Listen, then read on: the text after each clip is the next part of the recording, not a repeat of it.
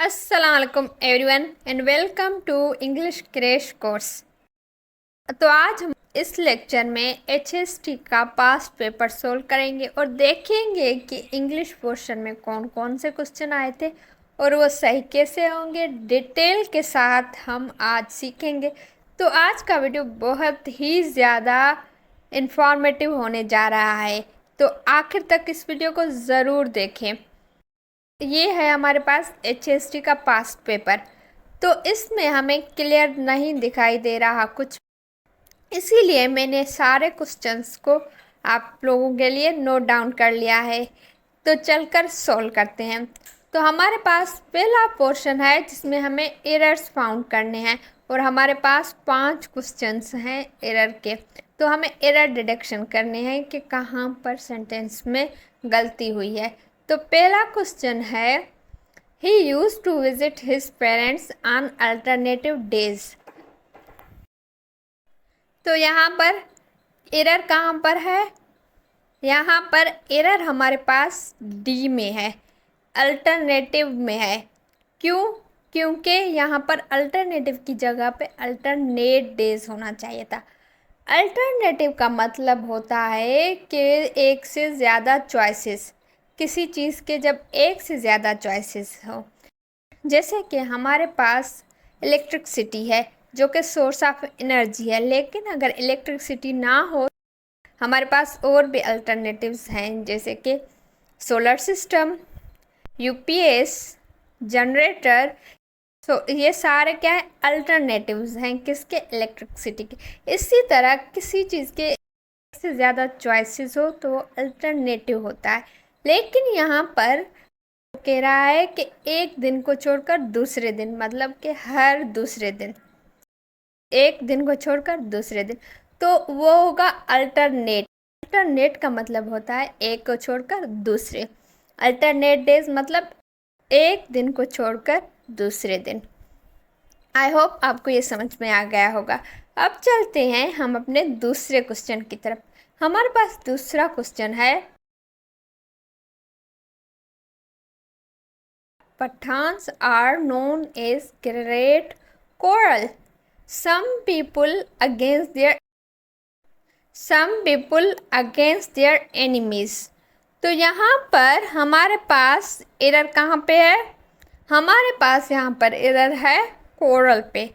क्यों? क्योंकि कोरल का मतलब होता है झगड़ा, जो कि एक नाउन है और यहाँ पर ये सही मीनिंग नहीं दे रहा है। तो कोरल की जगह पर यहाँ पर कोरल सम होना चाहिए, जो कि एक एडजेक्टिव है। कोरल का मतलब होता है झगड़ा, जो कि यहाँ पर हमें सही मीनिंग नहीं दे रही है। और कोरल की जगह पर यहाँ पर कोरल सम होना चाहिए था, जिसका मतलब है झगड़ालू, झगड़ा करने वाला, जो कि एक एडजेक्टिव है। और सेंटेंस के मुताबिक यहाँ पर एक एडजेक्टिव आना चाहिए। इसी तरह हमारे पास तीसरा क्वेश्चन है the big house located against the church is ours. तो यहाँ पर एरर कहाँ पे है? यहाँ पर एरर अवर्स पे है। तो यहाँ पर अवर्स की स्पेलिंग में एरर है। ये जो अवर्स है इसमें एपॉस्ट्रॉफी नहीं आनी चाहिए, OURS अवर्स, जो कि पजेसिव प्रोनाउन है। अवर्स मतलब हमारा, जो पोजीशन दिखाता है, माल की दिखाता है। और यहाँ पर एपॉस्ट्रॉफी को हटाकर OURS आना चाहिए, अवर्स। हमारे पास चौथा क्वेश्चन है I am agree to your latest plan. तो यहाँ पर एरर कहाँ पे है? यहाँ पर एरर है आई एम एग्री ए में। क्यों? क्योंकि आई एम एग्री कभी नहीं होता, आई डू एग्री होता है। I do agree to your latest plan, या फिर इस तरह भी हो सकता है कि I agree to your latest plan. ये चीज़ याद रखें कि कभी भी आई एम एग्री नहीं होता, और ये बहुत सारे पेपर्स में आ चुका है। इसके बाद आखिरी क्वेश्चन है इस एरर डिडक्शन वाले पोर्शन में से, जो कि है one should always mind his own business. तो यहाँ पर हमारे पास एरर कहाँ पे है? यहाँ पर एरर हमारे पास सी पार्ट में है, हिज। यहाँ पर हिज की जगह पर देयर आना चाहिए था। क्यों? क्योंकि हिज हमें बता रहा है कि हम किसी मेल जेंडर के बारे में बात कर रहे हैं, जबकि ये सेंटेंस जर्नल है। ये बता रहा है वन शुड मतलब कि कोई भी। तो यहाँ पर हम देयर का इस्तेमाल करेंगे क्योंकि इस सेंटेंस में जर्नल बात हो रही है। और आप याद रखें कि जहाँ भी वन, एवरीवन, समवन आएंगे तो वहाँ पर देयर इस्तेमाल होगा, हिज हर इस्तेमाल नहीं होगा जब आप कोई जर्नल बात कर रहे हैं। तो यहाँ पर हमारा एरर डिटेक्शन का पोर्शन ख़त्म होता है और इससे हमें पता चलता है कि एरर डिटेक्शन वाले प्रॉब्लम आ सकते हैं। अब चलते हैं हम अपने दूसरी पार्ट की तरफ। अब चलते हैं इस पेपर के दूसरे पार्ट की तरफ, जो कि है सिनोनिम्स। यहाँ पर हमारे पास सिनोनिम्स हमें दिए गए हैं 5, मतलब के एक जैसे मीनिंग हमें निकालने हैं। तो हमारे पास पहला वर्ड है हिंट। हिंट का मतलब होता है इशारा। तो हमें हिंट का सिनोनिम्स ढूंढना है। पहला ऑप्शन है प्रोजेक्शन, जिसका मतलब होता है तजवीज़। दूसरा है इंजक्शन। इंजक्शन का मतलब होता है हुक्म। प्लान, प्लान का मतलब होता है तदबीर या कोई मंसूबाबंदी। और डी हमारे पास है सजेशन, मतलब के तजवीज़। तो यहाँ पर ये सारे ऑप्शन मिलते जुलते हैं, लेकिन हमें बेस्ट ऑप्शन जो कि मोस्ट एप्रोप्रिएट ऑप्शन हो वो सिलेक्ट करना है। यहाँ पर मोस्ट एप्रोप्रिएट ऑप्शन होगा सजेशन, डी ऑप्शन, हिंट का सिनोनिम्स सजेशन। हमारे पास दूसरा क्वेश्चन है प्ले राइट। प्ले राइट कहते हैं ड्रामा निगार को, जो कि ड्रामा लिखता है। तो हमारे पास पहला ऑप्शन है नॉवेलिस्ट। नॉवेलिस्ट कहते हैं नावल निगार को। दूसरा है ड्रामालिस्ट, जो कि ड्रामा निगार होता है। तीसरा है पोइट, जो कि शायर को कहते हैं। और चौथा है क्रिटिक। क्रिटिक का मतलब होता है नकाद, और इसका मतलब है कि जब कोई किसी के खिलाफ, किसी शख्स या किसी चीज़ के खिलाफ जब कोई लिखे तो उस लिखने वाले को क्रिटिक कहते हैं।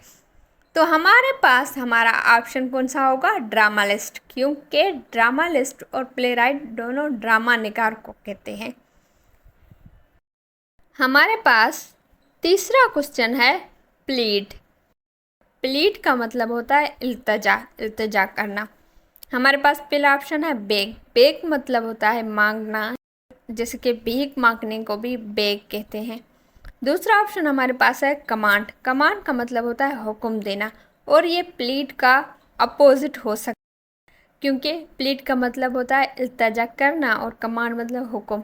ये अपोजिट हो सकता है, लेकिन यहाँ पर हमें सिनोनिम्स ढूंढने हैं, मतलब के सेम मीनिंग वाले वर्ड। तो ये तो बिल्कुल नहीं होगा। हमारे पास सी है एक्सपेंड। एक्सपेंड का मतलब होता है किसी चीज़ को बढ़ाना या किसी चीज़ पे ज़्यादा जोर देना। और हमारे पास डी ऑप्शन है एक्सप्रेस। एक्सप्रेस का मतलब होता है इजहार करना। तो हमारे पास यहाँ पर बेस्ट ऑप्शन कौन से हैं? बेग और एक्सपेंड दोनों हैं, लेकिन मोस्ट एप्रोप्रिएट करना है तो वो कौन सा होगा? वो बेग ही होगा, क्योंकि बेग का मतलब होता है मांगना ज़्यादा, मतलब कि भीख मांगने की तरह मांगना, और प्लीड मतलब कि इल्तजा करना।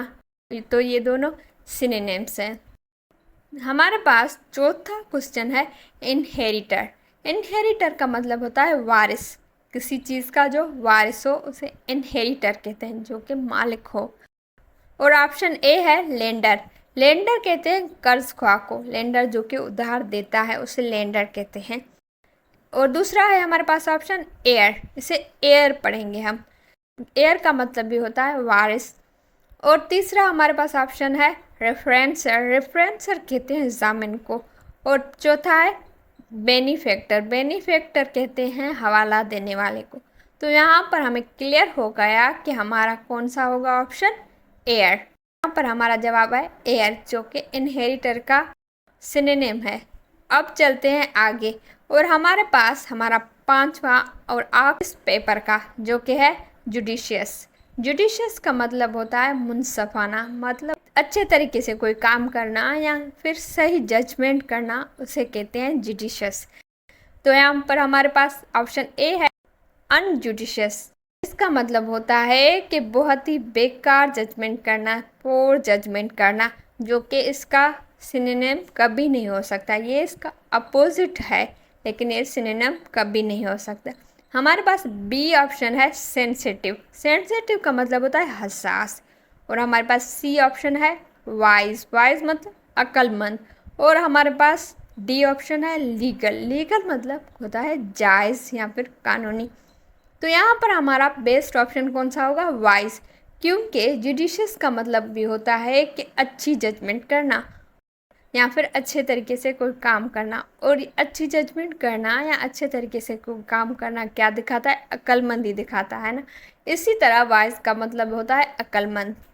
तो हम अपने इस वीडियो को यहाँ पर ख़त्म करते हैं और इस पेपर का बाकी जो क्वेश्चंस हैं वो हम दूसरे वीडियो में सॉल्व करेंगे।